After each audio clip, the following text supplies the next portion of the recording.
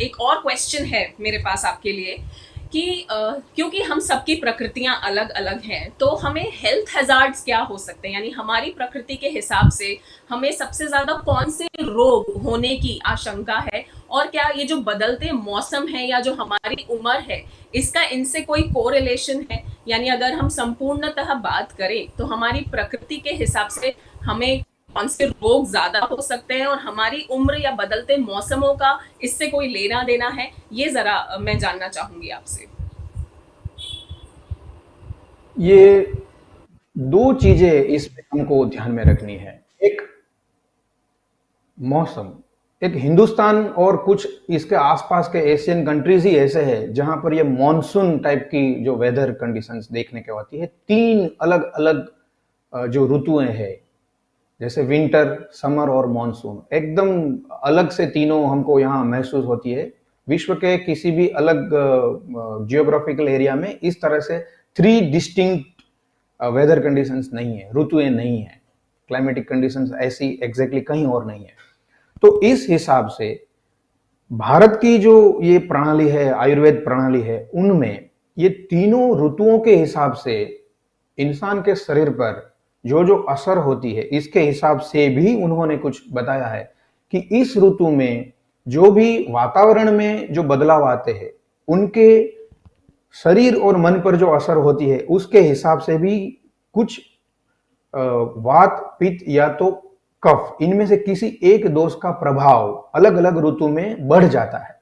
तीनों जो ऋतु हैं उनके भी प्रभाव है, जो समर, विंटर और मॉनसून है। इसके साथ साथ इंसान की जो पूरी जो लाइफ है, पूरा जो उसका जीवन है, उसमें भी तीन हम स्पेल देखते हैं कि बचपन का है, यूथ है और ओल्ड एज है। बचपन में सभी को ज्यादातर कफ प्रकृति वाले, कफ दोष वाले रोग होने की संभावना ज्यादा होती है। युवानी में, मिड एज में पित्त प्रकृति के रिलेटेड दोष जो भी है वो एग्रीवेट होते हैं और उसके रिलेटेड हमको रोग होने की संभावना बढ़ जाती है। और एल्डरली एज में, लंबी उम्र होने के बाद, mostly after the age of 50 और 55, कफ प्रधान जो रोग है उनकी संभावना बढ़ जाती है। तो ये व्यक्ति की जो एक शारीरिक जो अवस्था है उसके हिसाब से भी कुछ कुछ दोष के असर ज्यादा होते हैं। अब जिसकी पित्त प्रकृति है, उनको मिड एज में, जवानी में पित्तज रोग होने की संभावना बढ़ जाती है।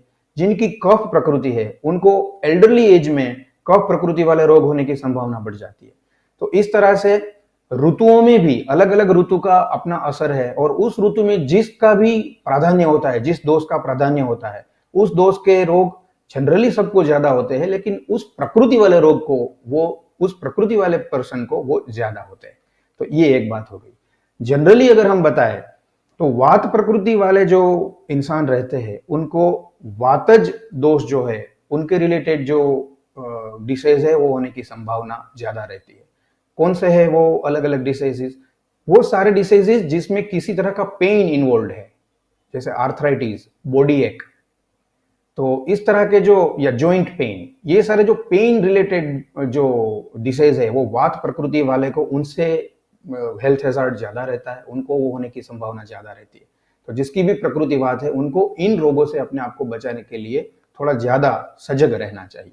पित्त प्रकृति वाले जो लोग हैं, उनको पित्तज दोष के जो रोग है, जैसे कि acidity, ulcers, inflammatory diseases, boils, skin diseases, hair falling, तो ये जो सारे अलग अलग पित्तज दोष है, उनसे होने वाले रोगों की संभावना पित्त प्रकृति वाले लोग को ज्यादा होती है कंपेयर टू अदर पीपल। और जिनकी प्रकृति कफ है, उनको रेस्पिरेटरी डिसीजेस, कोल्ड, सर्दी, जुकाम, ये सारे जो रोग है वो होने की संभावना कफ प्रकृति वाले को कंपैरेटिवली ज्यादा रहती है। तो इस हिसाब से अपनी प्रकृति के हिसाब से कुछ कुछ रोग है जिनकी संभावना उस प्रकृति वाले को ज्यादा रहती है। इसमें व्यक्ति की शारीरिक अवस्था का भी अपने को ध्यान में रखना चाहिए, और ऋतु के अनुसार भी अलग अलग जो दोष होते हैं, उसका प्रकोप होता है, उसके हिसाब से भी कुछ अलग अलग हमको उस ऋतु में दोष बढ़ने की वजह से रोग होने की संभावना है।